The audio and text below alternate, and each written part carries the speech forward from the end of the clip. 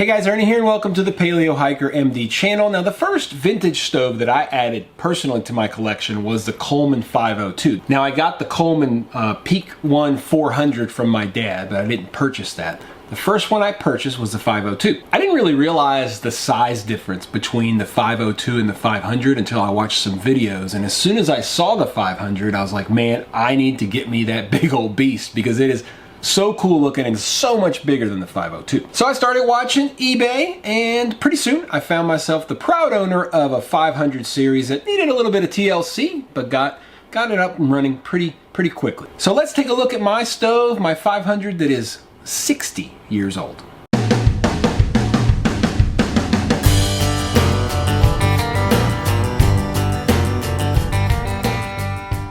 Here is my stove that I picked up on eBay for $85 shipped. I have not done a lot to this stove. I haven't redone it. I have taken it apart and cleaned it. But as far as like really doing anything else, the only thing I will say is that I did replace the generator tube because I just felt like the old one was not performing well, and despite what I did to it, to be honest with y'all, I'm not sure that it made a huge difference, but anyway. Dimensions are 10 by 7 by 7.5. Weight dry is right at 4 pounds, 4 pounds, 1 ounce. The dates of production for these stoves between 1940 and the mid 1970s. This one was produced, if you can see, I have that right side up. No, here we go. Now you can see it. This was produced in the 6th month, June of 1961. Guys, this stove is 60 years old. 60 years old. How freaking cool is that? You know, you can still get these things pretty easily, and it's 60 years old. Of course, it is made in Wichita in the USA. As I told you guys, I've struggled. I don't know if I have this stove working at full song or not. You guys can take a look and see what you think. It does seem to work somewhat inconsistently. It can be frustrating at times, but that's part of owning these vintage stoves. It lights up. It takes a while to preheat, but you know what? It's a lot of fun to have. I don't know if it's perfect. It might be running just fine, and maybe I'm wrong. You guys maybe, those of you that have a little bit more experience with them, just let me know. So I'm gonna go ahead and get this thing started. We'll lower the lights a little bit. I'll show you how to get it pumped up and ready to go. And then we're gonna do a standard 2-cup bowl test and see what we get. You can see there's a lot of distance between the burner and the bottom of the pot. I don't know if this is the most efficient. Also, obviously seems to be pretty susceptible to the wind. So the controls on this are dead simple. You've got down here, see where it is, this control right here, okay, and you flip it between light, which is over here, and run, which is over here. That is basically adjusting the fuel for lighting it and running it, okay. You have your fuel cap over here, which is a 3-piece fuel cap. You've got kind of the standard pump with the leather pump inside. It's got a check valve inside that allows you to push air into the tank. This is a much bigger tank, so it takes a little longer to build the pressure. And then you've got one simple control knob up here. Really simple. What we're gonna do is make sure, as I always do, that your gas cap is tight. You're gonna put this into the light position, which is over here. Okay, so we'll put it into the light position. It's hard for you guys to see maybe, but it has the words right there, light and burn or run. What's it say? Burn. So just burn or light. Make sure that your knob, I always check and make sure it's openable. You want to make sure that, because sometimes, you know, just make sure that it's where it needs to be and it's closed. So we'll start with opening up our valve and putting in, I'd say 30 or 40 good pumps, because as I said, this is a big tank and you need to put quite a bit of pressure into it. All right, we're gonna close that up. Let me go hit the lights. All right, we'll lower these lights a little bit. And you know, what's happening is that, just to give you guys an idea, the fuel is coming from the tank in liquid form up here, okay? And then it has to get heated enough through the generator tube to become a gas. And this stove is so big that, you know, sometimes I'm not going to do it, so we'll just see how it goes. But you can take a torch like this one from Soto, and you can preheat your generator tube. In the end, that's what you're going to do.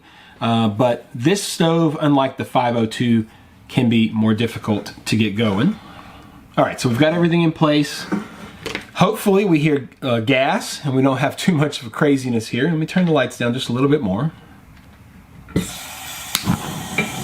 That's pretty good right there. I like that. I just get it going and I leave it be for a bit, guys. Just be patient with these stoves. That actually is very good. If you go too crazy, and I can tell you that I see some liquid fuel. I don't know if you guys will be able to see it, but there's liquid fuel burning right over there next to the Bunsen. You got to be real careful. I'm going to turn it down and let that liquid fuel completely burn off. This is an issue I've had with this particular stove. I don't know if it is a issue with all 50 or with all 500s, but this is my stove. But if I'm just careful and I wait, okay, if I crank this open all the way, which you should do with this stove eventually, you're going to end up flooding it big time with white gas. The white gas is going to spill everywhere, and you're going to have a pretty substantial and impressive little ball of flame. You can see how it's still burning yellow, and I'm going to wait. We're going to now flip this over to run, and that created an even more yellow flame, as you can see. Move this a little bit. Just be patient. And this is why doing, for example, a boil test may not be the best thing with this stove, because you got to have all this. I'm going to do it after it's already preheated, obviously. Now it's starting to settle down. Pretty happy with how it looks. I'm going to first put some more pressure into it.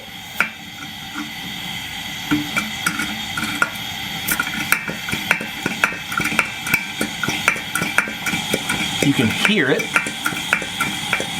gain strength, okay? And then I'm going to turn the gas on.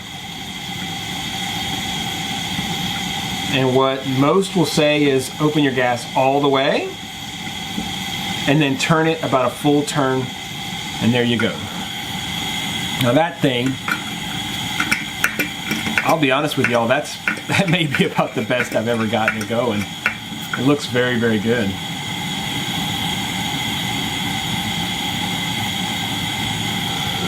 There you go. Not as blue a flame, because the blue flame is coming straight out of the burner, which is working extremely well. But it's cold. It's the winter. It's probably maybe 55 degrees in my shop. And the flame is obviously turning orange. Turn down a little bit for you guys so you can see it even better. I'm pretty happy with that. That's one of the better flames. Maybe I finally got this thing running pretty good. I hadn't turned it on in a little while. You can see that the backside over here is not working as well. And sometimes you can clear out some areas. I'll just cycle this from light to burn a few times, see if we get any improvement.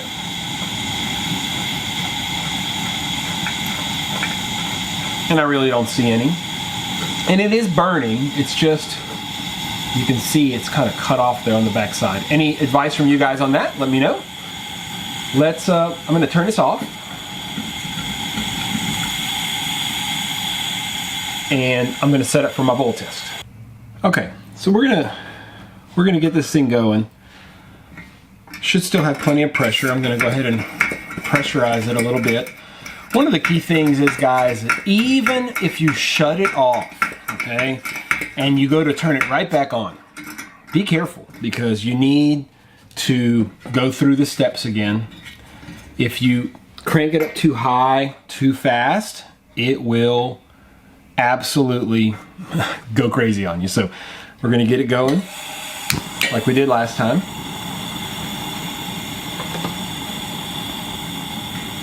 Let it preheat nicely, okay? You can see it burning a little bit of liquid fuel, so don't overdo it. Obviously, I'm using a lot of fuel, part of the nature of this. I'm not counting, it makes no sense obviously, but I'm not counting the time. It's going to be hard to measure fuel. I'm going to tell y'all what we get. Okay, I'm turning this up. I'm going to flip this over to run. We're going to get yellow flames most likely. There we go. A little more yellow because it starts to put a lot more fuel through the system. I'm going to let that settle down just a little bit. I don't mind yellow up high, but I want less yellow to put a little bit of pressure into it. It's hot enough now where I can turn up the gas even more. Watch for any signs of liquid gas coming out. Opening it up all the way, cranking it back. Happy with that. We'll put our pot on, start our timer. What was that, maybe? Once again, I'm going to put a little bit of gas in, a little bit of air, I'm sorry.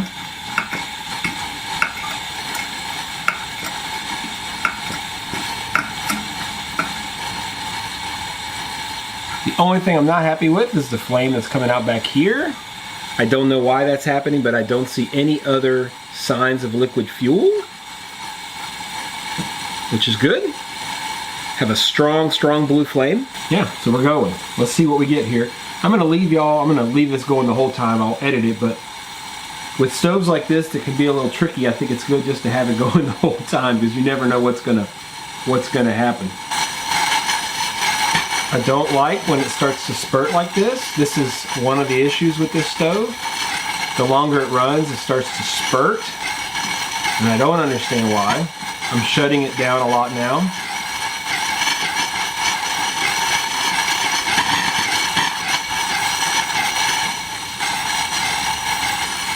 I mean, it's burning good. You can see the time is not bad. We're getting there already. I have not shut this off because it's always so eventful.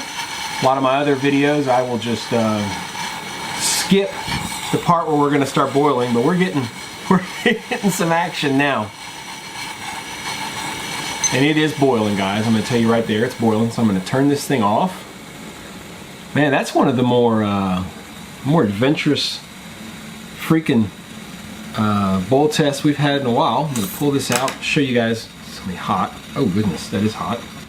There's nothing subtle about the 500 series from Coleman. This thing absolutely makes noise. Open ventilation. I have the door open. It's kind of a beast.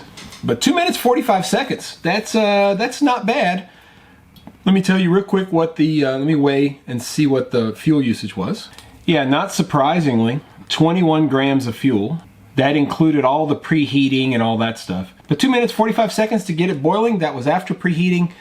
I'd say probably preheating took what, maybe a minute, so maybe 3 minutes 45 seconds to 4 minutes for the entire process with this really nice stove. A tricky stove. Little scary stove, but a cool stove nonetheless. Now, when I got this stove, something didn't seem right. It just, the positioning of the valve along with the little lever for light versus run, it did not work right. It was banging into the valve stem, and I thought something's not right. So I took some time, took it apart, and found some pictures, and I found that sure enough, the fuel line that was running out to the connection to the generator was all off. So I had to fix that. Once I fixed that, it works just fine, and it looks correct. Now, I fixed it, and I'm not sure it made a huge difference in performance. As you guys could see, as the stove runs for longer periods of time, it struggles. I don't know why. As it gets hotter, it starts to seem to burn more liquid fuel. This is with a new generator. I bought a brand new generator for it off oldcolemanparts.com. Put it on and really no major difference. Now, I can use the stove. I have to watch it like a hawk and make sure that it doesn't start spurting lots of liquid fuel and turning into a major fireball, but I can use it. So those of you who have more experience, you might say, with these type of stoves, any ideas on what could be going on? What's causing it to burn more liquid? the hotter it gets. It just seems counterintuitive to me. Maybe this is just the way that 500s run. Let me know that as well. Am I turning up the gas too far? Should I not be turning it so far up? I've seen several videos where that's what people recommend. Maybe I'm wrong, maybe they're wrong. Maybe I'm not supposed to turn up the actual knob so high. That would make sense to me, but again, I've seen several videos showing that's the way to do it. So talk to me down in the comments and tell me, what, am I doing something wrong, or is it the stove? All that aside, I love the stove. It is just beefy and mean and just awesome Americana. I don't know what else to say. I'm definitely looking to add a 500A, which is the next model, has a little bit different grate on top. It's rounded instead of the little scallops. I'll do that at some point. Maybe that one will run a little bit better. We'll see. As with my other vintage stoves, I plan a little bit more of a restoration on this particular one. It's one of the only ones that I haven't really done a lot to yet. I don't know, maybe actually taking it completely apart, redoing it will make a difference in the performance. I don't think so, because I've taken it apart pretty good. I just haven't done a lot like cosmetically, but I've taken it apart and not really had a lot of improvement in performance. If you guys are interested in that kind of video and videos that are more into disassembly, cleaning, restoration, refurbishment, check out my second channel, Paleo Maker MD. I'll leave a link down below for you guys.